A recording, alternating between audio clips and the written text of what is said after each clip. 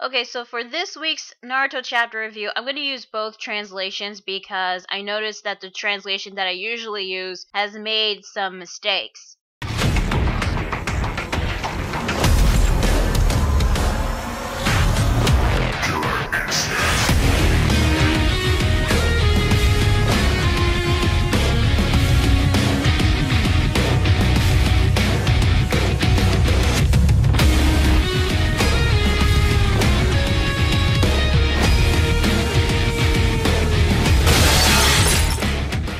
Hey guys, LunarSpawn27 here, bringing you Naruto chapter 671, Naruto and the Sage of Six Paths. We actually get not one but two color pages. The first one with Naruto and the Rikudo Sennin, and another one is a really nice colored title page with Naruto and Sasuke, being the complete opposites, heaven and earth, yin and yang. But there was one thing I didn't notice till now when I saw this cover page. The Rikudo Sennin staffs, on both ends, one of them looks like the sun and the other one is a crescent shape like the moon. So yeah, in this week's chapter, expect lots of symbolism. So the chapter begins where it left off with Ashura's chakra appearing right behind Naruto, and it seems that Naruto also noticed this, not only the Rikudo Sennin. You know, this does raise some questions since Naruto is confirmed to be Ashura's successor or reincarnation, whatever you want to call it. When did Naruto notice the chakra for the first time? And from the first time he noticed it, has he ever used it before? Well, since in the previous chapter, when we saw a panel of Ashura fighting against Indra, his transformation was similar to Naruto's Kyuubi mode. So maybe Naruto was using Ashura's chakra when Naruto was capable of using Kyuubi mode. Now, as for Indra's reincarnation slash successor, it has been confirmed that it is Sasuke, which is not that surprising really. I mean, 99.9% of the anime community already figured that out. It seems that Naruto figured out that Sasuke had Indra's chakra inside him during the 5 Kage Summon arc. And I'm not really sure if this is confirmed or not, but this might be the reason why Naruto told the rest of the Konoha 12 that he couldn't take Sasuke on during the time. I thought it was because of that promise he said that the next time they fought, they would both die. But then again, I could be wrong. So Naruto asks who were the previous successors before Naruto and Sasuke, and that has been confirmed that the previous ones were Hashirama and Madara.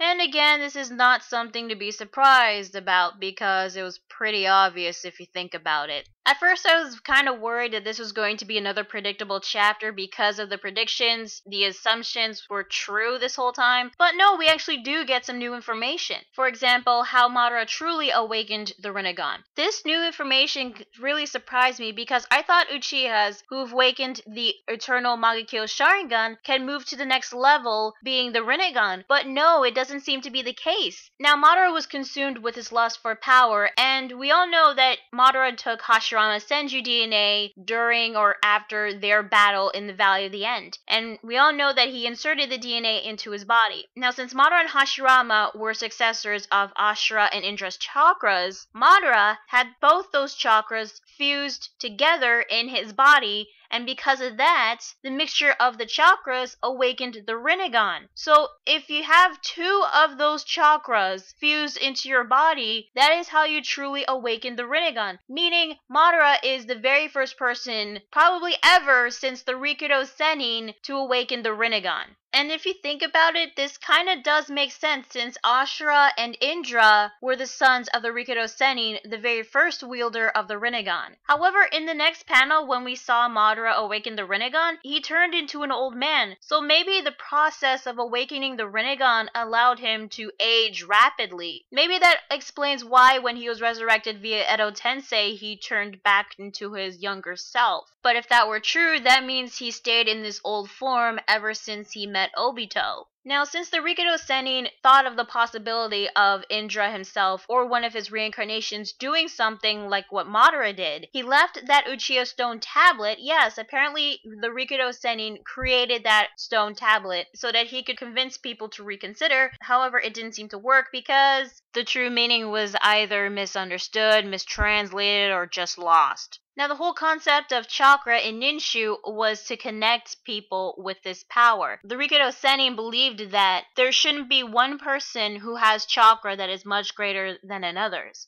that was created after the events of the revolt that Kaguya stopped. Now, even though she did stop the revolt, she still ruled the world with her power, and in due time, people started to fear her, and because of this, Kaguya, who was once referred to as the rabbit goddess, was now feared and called a demon. And according to the Rikudo Sennin, if power is accumulated into one person, that power before long drives that person mad. So yeah, it seems that Kaguya, even though she had good intentions to stop the war, was driven to the dark side, you can say. And now the same thing's happening with Madara, who's not only the Jubi Jinchuriki now, but is attempting to gain a power similar to Kaguya's. Thus we get the true origin of the Infinite Tsukiyomi. Now Kaguya had a third eye on her forehead, which is the Sharingan Rinnegan hybrid eye that the Jubi originally had. That was used to cast the Infinite Tsukiyomi, which we all know puts everyone into an illusionary dream for all eternity, and it keeps the person alive while they're inside the dream. Now, everybody has to be connected to the Shinju, the god tree, in their sleep, and it was originally a technique to create living slaves. Now, we know the Rikudo Sennin and Kaguya's connection to the Sharingan and the Rinnegan, but we don't know the connection with the Byakugan, and we know that there are 3 ocular jutsus in the ninja world. So what was the Byakugan's connection? Apparently Kaguya had the Byakugan. So that would mean that the Hyuuga clan's ancestor was the rabbit goddess herself.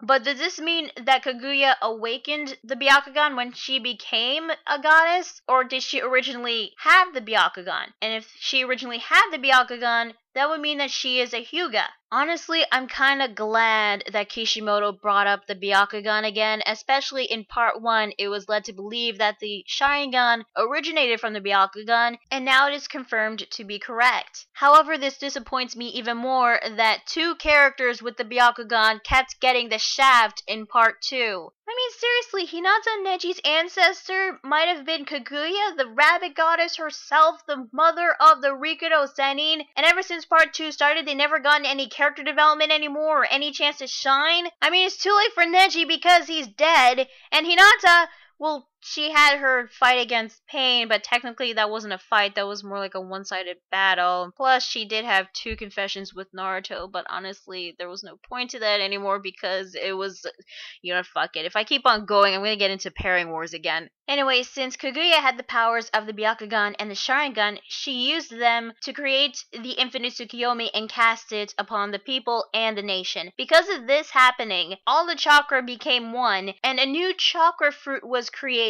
And if a new chakra fruit were to be created now, it would be the end of the world. So if Madara succeeds in casting the Infinite Tsukiyomi, then he would get a chakra fruit, and if he eats it, he will become just like Kaguya, a power-hungry god. Hagaromo believes that Naruto will stop Madara because he is different from Ashura's previous successors, since Naruto is kinda dumb and a bit eccentric. Naruto then says, even though you've been dead and watching over things for this long and seen the world come to this, thank you for still believing in us. Hagaromo tells Naruto that he doesn't deserve to be thanked because he was being selfish in trying to stop the natural flow of events from happening. Wait, so if you think about it, the Rikudo Sennin is like the Watcher from the comic books. But since Hagaromo said that this was a natural flow of events, does this mean that the prediction of Naruto being the child of destiny, or the destined child, whatever you want to call it, that is also the natural flow of events? Because the more I read these chapters, the more I think that Neji was right about destiny. Hagaromo even said that he was too naive because he believed that the Bijus were going to be used for peace, not as weapons for the humans. Even though Naruto tells him that he wasn't wrong, I gotta agree with the Rikudo Sennin. I mean, what was he expecting the humans to do with the Bijus? I mean, how are you gonna use them to obtain peace? But thanks to Naruto, that's not gonna happen anymore. Shukaku, Gyuki, and the other half of Kurama appear out from the water, and they tell Naruto that Obito gave Naruto Gyuki and Shukaku's chakra portions, as well as the other half of Kurama's chakra. Kurama said that the time has finally come, and Hagaromo then agrees, saying this was just as Gamma Maru predicted. I don't know anybody called Gamamaru, but judging by the name, it sounds like he knew about the prediction created by the Great Toad Sage. At least I'm assuming the Great Toad Sage's name is Gamamaru. So I guess he's also aware of the prediction that Naruto is the child of destiny that will bring peace to the ninja world? Okay. Hagaromo then calls the names of all the bijus from Shukaku to Kurama,